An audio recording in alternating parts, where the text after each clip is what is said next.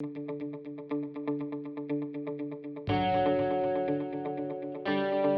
morning, my name is Chris Fox, and today we are heading back into the world of cliché to talk a little bit more about Bert. We're going to learn what the final plot is. So I've written up my story circle document, and we'll go through that, as well as a couple of characters that I created. And you can see that the process is now reaching a point where we're getting to a formalized outline. And the next video after this one, you'll have a final outline. As I mentioned in the next section, you will have access to the scrivener document. So everything that I'm creating here, I'm going to upload, and if you're on the mailing list, you can get access to that document and sort of see everything that I've created. In any case, why don't we drop into the rest of the video? You guys can see what I've accomplished in the world of cliché this week.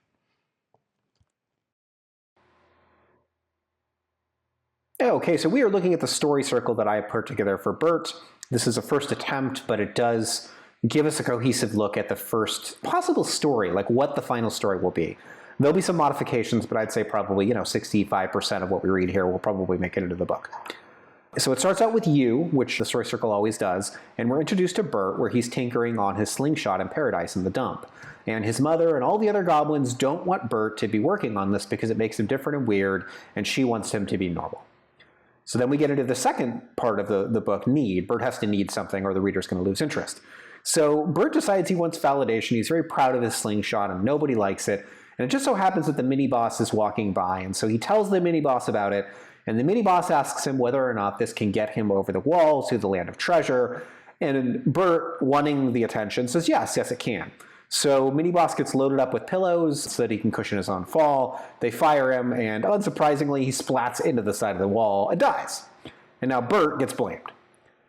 Now, Bert has a need. He's got to find a new mini-boss. He knows he's going to be blamed for that. He knows he can't stay. He's, got to get the heck out of Dodge.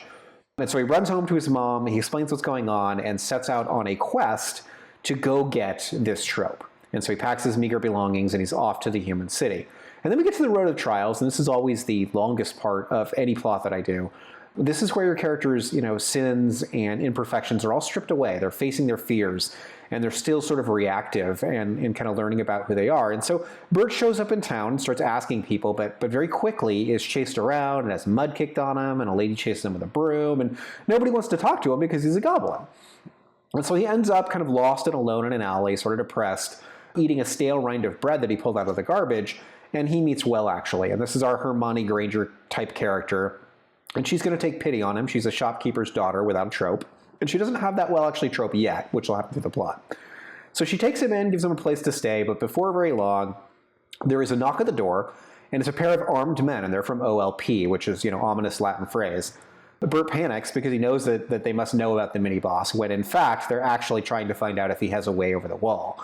There's lots and lots of people who want to get over the wall, and the idea that a goblin might have pulled it off is of great interest to them. So Bert doesn't realize that. He thinks they're after the mini-boss, but he knows that it's smart to run for these people.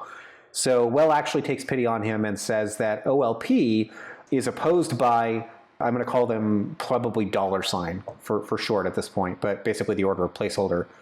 So they might be willing to help him. They're another mysterious organization. So Bert goes to $sign and is introduced to their leader, Angsty Vampire. Angsty Vampire, and we'll get to that character in a little bit here, will help him get the mini-boss trope, but first he needs help from Bert. He needs Bert and, well, actually, to recover a trope from the ruins to prove they can do it. And so he sends them in there, and this is how Well actually will get her trope, and that's going to change her personality. The reader is going to see what that means. She's going to become something different after ingesting this trope, and that'll sort of teach the reader what tropes do and how they work. Now she corrects Bert and everyone else constantly, and throughout the rest of the book we're going to see a lot of people start disliking her and treating her badly, and the one constant, the only person that's going to be there for her is Bert. Bert's going to be nice to her no matter how often he gets corrected. In fact, Bert prefers it because he doesn't like to be wrong.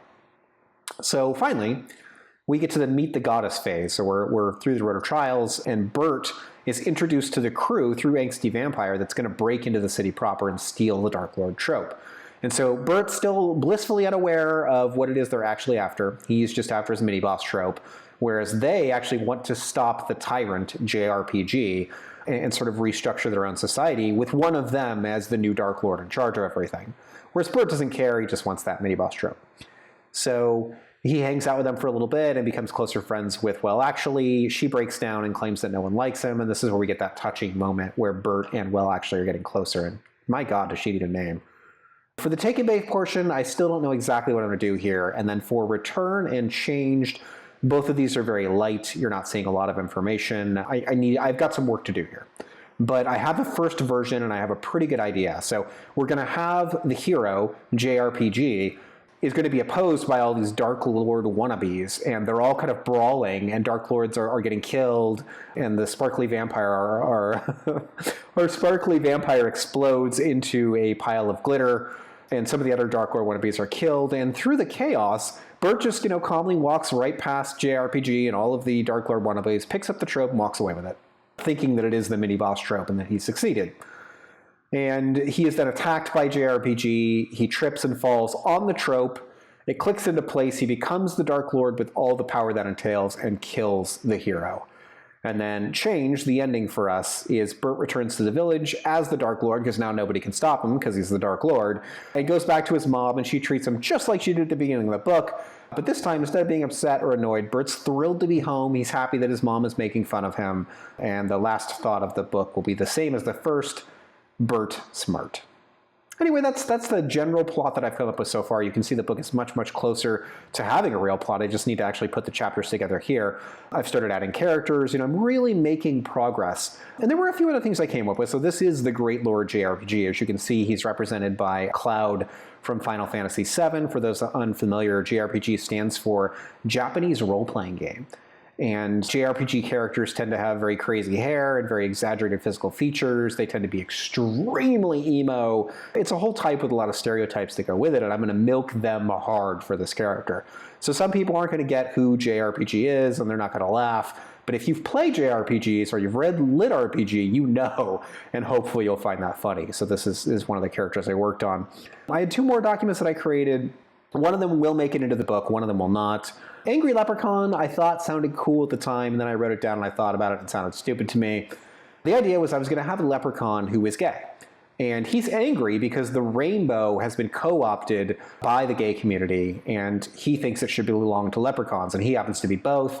But he's the leprechaun first, and so, that's where his loyalty's going to be. I thought it sounded cool, but I'm not sure if I could do it justice, and it might end up being more offensive than funny, so this will probably get scrapped. Normally I would delete this document, but since, we're recording this, I figured I would show you an example of something that I created, left in, and decided probably not to use.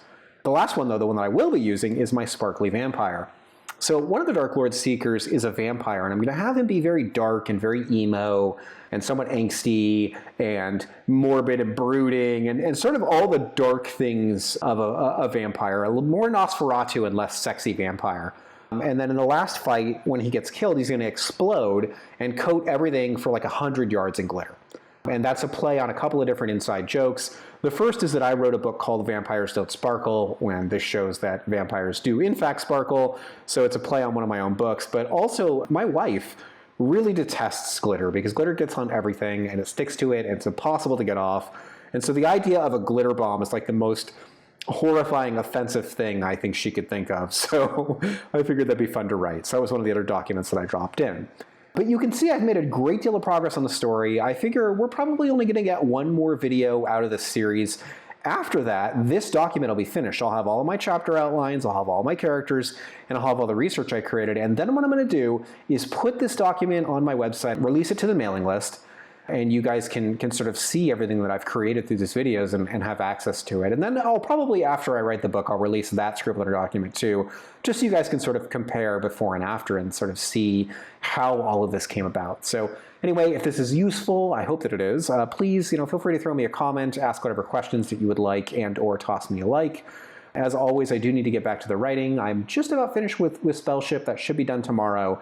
And then next week, probably going to end up finishing Plot Gardening. So busy couple of weeks for me. All right, guys, I'm going to get back to the writing. I'll see you next week.